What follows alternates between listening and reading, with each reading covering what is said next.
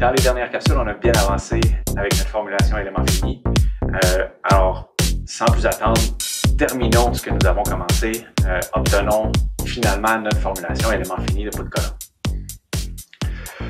On rappelle la forme de notre solution approximative V étoile de X. C'est nos fonctions de X liées à notre polynôme de degré 3. Et au lieu d'avoir nos A0, A1, A2, A3, on est venu remplacer ça par nos valeurs nodales delta I, hein, la flèche et puis notre rotation à chacun des nœuds. Donc ça, en fait, ces fonctions de X-là, fois les A, c'est nos NI. Donc nos NI, ça va être ça ici, fois l'inverse de A. Et ce qu'on a vu dans nos termes en intégrale dans la capsule précédente, c'est qu'on avait besoin de venir faire l'intégrale de nos fonctions NI, mais aussi de nos fonctions NI,X, NI,XX. Et donc, ça vaut la peine de venir les expliciter. Et puis, en les gardant sous cette forme-là, en gardant la matrice A en évidence comme ça, ou A-1, c'est qu'une fois qu'on va dériver, comme la matrice A, c'est que des constantes, il n'y a vraiment que ce vecteur-là qui se dérive. Et donc, on va en arriver avec NI,XX, qui est un vecteur 0, 0, 2, C6, avec l'inverse de A. Et donc, pourquoi est-ce qu'on se donne la peine de faire ça? On va le voir très bientôt. Donc, suivez-moi. Mais avant, faisons un petit détour pour revoir quelques concepts d'algèbre linéaire. Donc, nos fonctions NI, c'est notre vecteur BI, les A0, les 1, X, X2, X3, fois l'inverse de A. Mais donc, nos NI transposés sont ça. Si on vient prendre seulement nos NI, ben ça va être nos NI transposés. Et donc, c'est tout ça ici transposé. Et puis, sachant en fait que deux matrices multipliées ensemble et transposées, mais c'est comme de venir changer l'ordre des matrices et puis transposer chacune d'elles. Et donc, en fait, on se trouve que nos NI, c'est la matrice A-1 transposée fois nos BI. Et donc, ça ici, on va s'en servir pour venir expliciter nos termes, nos matrices de rigidité qu'on va vouloir venir intégrer. Parce que quand on regarde ça ici, notre matrice de rigidité en flexion, c'est l'intégrale de EI fois nos NIXX, NJXX, DX. Donc, les NIXX, ça c'est valide pour N1, N2, N3, N4. Et même chose pour NJ, 1, 2, 3, 4. Donc, on a 4 par 4. On a une matrice de 16 termes, de 4 par 4, à venir intégrer ici. Ça veut dire qu'il faut qu'on vienne intégrer 16 termes. C'est un peu lourd. Donc, je vous suggère qu'on cherche un moyen un peu plus efficace. Donc, notre vecteur NI, c'est un vecteur à une dimension. Et donc, si on s'intéresse au terme numéro I de ce vecteur-là, ben, qu'on ait ça ici ou le transposé de ça, ça va être la même chose. Et donc, si on considère notre matrice ou notre tenseur dyadique ici, les NIXX, NJXX, c'est notre terme ici I fois notre terme ici en J. Et donc, on n'est pas obligé de prioriser les opérations. Donc, au lieu de faire ça fois ça, fois ça, on peut faire les opérations dans l'ordre qu'on veut. Donc, on peut venir combiner BIXX, BIXX ici pour en faire un nouveau tenseur dyadique. Et pourquoi se donner la peine de faire ça? C'est que ce qu'on va voir, en fait, c'est que lorsqu'on vient faire notre intégrale, comme les A-1, c'est que des constantes, ça, on peut venir les sortir de l'intégrale. Et donc, pour venir évaluer notre matrice de rigidité grand K ici, on n'aura plus qu'à faire l'intégrale sur le domaine de notre élément de cette matrice-là, BIXX, BJXX. Et qu'est-ce qu'elle a de particulière? Mais si vous vous souvenez, une fois qu'on a dérivé deux fois nos BI, on est rendu avec beaucoup de zéros. Et lorsqu'on multiplie ça avec lui-même dans BIXX, BJXX, ça nous fait une matrice avec beaucoup de zéros. Donc, venir intégrer ça, c'est beaucoup plus agréable parce qu'on a juste 4 termes non nuls à venir intégrer plutôt que 16. Donc, c'est 4 fois moins de travail pour nous à venir intégrer, donc 4 fois moins de chances de faire des erreurs. Et donc, ça ici, on peut l'intégrer sur le domaine de notre élément qui est de longueur L. Et donc, une fois qu'on fait ça, on est capable de venir évaluer notre matrice de rigidité K comme étant nos EI fois l'inverse de notre matrice A transposée, fois ça ici, fois l'inverse de A. Et donc, en faisant ça, puis ayant déjà explicité l'inverse de A, ben on voit après ça ici, c'est plus du travail de multiplication matricielle pour obtenir notre matrice de rigidité.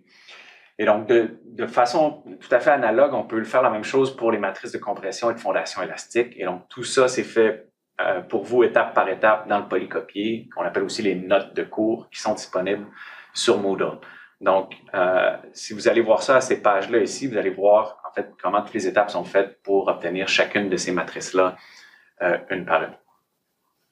Donc, assez clair pour nos matrices de rigidité. Maintenant, il nous restait toutes sortes de termes de force à droite de notre équation qu'on voulait venir expliciter, notamment tout ce qui est lié à la forme initiale de notre poutre. Donc, la forme initiale de notre poutre, y de x. Donc, y de x, c'est une fonction continue. Une fonction continue qui peut prendre toute une infinité de valeurs, mais nous, on cherche à développer une formulation par élément fini. Donc, fini, c'est par opposition à continu. Donc, on cherche des valeurs finies à certains points plutôt que quelque chose de continu. Donc, on va venir exprimer la forme y de x comme la forme initiale de la poutre à l'intérieur de notre élément. Plutôt que comme une forme y de x, on va l'exprimer à trois valeurs ponctuelles. Donc, à y1, y2, y3 dans notre élément. Donc, à chaque bout de l'élément, y1, y3, puis dans le milieu de l'élément, à y2. Donc ça, je vous le rappelle, c'est la forme initiale de l'élément, de la poutre. C'est quelque chose qu'on connaît avant même de venir résoudre notre problème. Donc, y de x, la forme continue du déplacement initial de notre poutre, on va l'exprimer comme un polynôme de degré 2. 1 fois A0, x fois x1, puis x2 fois A2. Et encore une fois, ben, on va venir réexprimer ça avec l'inverse d'une matrice B pour l'exprimer sous la forme de YI, la valeur au premier nœud, dans le milieu, puis au deuxième nœud, Y1, Y2, Y3.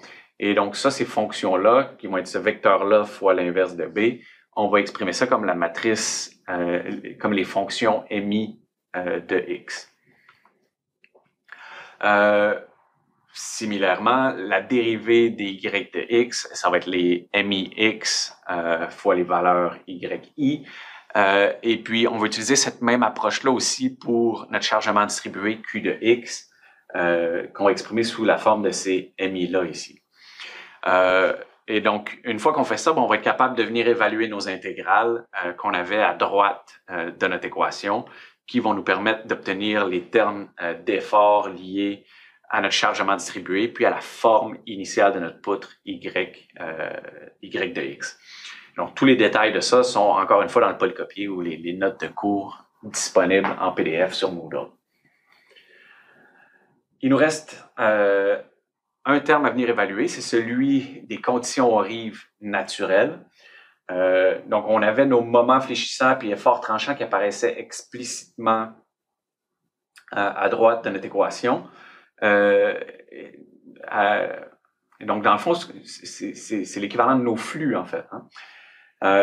Encore une fois, dans le polycopier, dans les notes de cours, les fonctions NI pour la poutre, elles sont explicitées. Mais le détail dont on a besoin ici, c'est le suivant. C'est de se dire que les fonctions N1 et N3, qui sont liées au degré de liberté de flèche au premier puis au deuxième nœud, ben, eux, ils valent 1 à leur nœud, puis 0 à l'autre nœud. Donc, D1J, où J, c'est le numéro du nœud. Donc, les fonctions N1 et N3, elles valent 1 à leur nœud, puis 0 à l'autre nœud. Tandis que les fonctions N2, N4, elles valent 0 aux deux nœuds.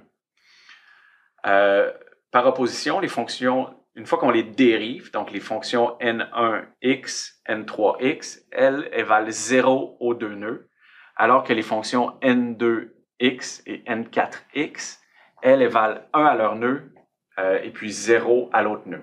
Parce que les fonctions N2 puis N4, elles sont reliées aux rotations. Et donc, c'est pour ça que c'est les valeurs dérivées de ces fonctions-là qui respectent le delta de Kronecker. Et donc, une fois qu'on prend tout ça et puis qu'on vient évaluer nos termes ici aux deux bornes, au deuxième nœud puis au premier nœud, en fait, tout ça ici, on est capable de venir le réexprimer comme 4 termes. L'effort tranchant puis le moment fléchissant au premier nœud, l'effort tranchant puis le moment fléchissant au deuxième nœud. Et donc, tout ça apparaît explicitement dans notre équation, dans notre formulation par élément fini. Et donc, finalement, on obtient la formulation élément fini d'un élément poutre-colonne sur fondation élastique. Et puis, ça ressemble à tout ça ici. Et donc, cette formulation-là, avec la matrice de rigidité en flexion, la matrice de fondation élastique, puis la matrice de compression qui vient modifier la matrice de rigidité selon la charge de compression P, elle vient multiplier nos degrés de liberté qui apparaissent explicitement. Donc, lorsqu'on va vouloir venir appliquer nos conditions aux rives essentielles, on va pouvoir le faire explicitement ici. Et puis, de l'autre côté de l'équation, on a nos efforts. On a les efforts liés à la charge de compression et puis la forme non droite de la Y de la poutre initiale, donc Y1, Y2, Y3. La charge de fondation élastique, qui elle aussi est liée à la forme non droite de la poutre Y1, Y2, Y3. La charge répartie Q, qui s'applique sur notre poutre. Et puis, les conditions aux rives naturelles, les efforts tranchants, les moments fléchissants à nos deux nœuds. Et donc, cette formulation-là, elle est toujours valide lorsqu'on respecte nos hypothèses. Et donc, ça, on peut venir le coder dans un langage de programmation pour bâtir notre logiciel d'éléments finis. Et puis ça, cette formulation-là, on va pouvoir la réutiliser pour résoudre n'importe quel problème de poutre sur fondation élastique avec une charge de compression. Donc, on peut la réexprimer sous forme un peu plus compacte, comme ça ici. Et puis, moi, le point sur lequel je tiens à insister, c'est vraiment celui où on a chaque matrice qui est liée avec chaque effet physique qui apparaît directement. Toutes des matrices qui sont symétriques, par ailleurs. On a nos degrés de liberté qui apparaissent explicitement ici aussi. Donc, pour appliquer nos conditions rives, ça va être idéal. Et puis, on a les efforts externes qui apparaissent ici avec nos conditions rives naturelles qui apparaissent ici comme ça aussi. Et donc, notre formulation, on l'a ici. On va pouvoir s'en servir maintenant pour résoudre des problèmes.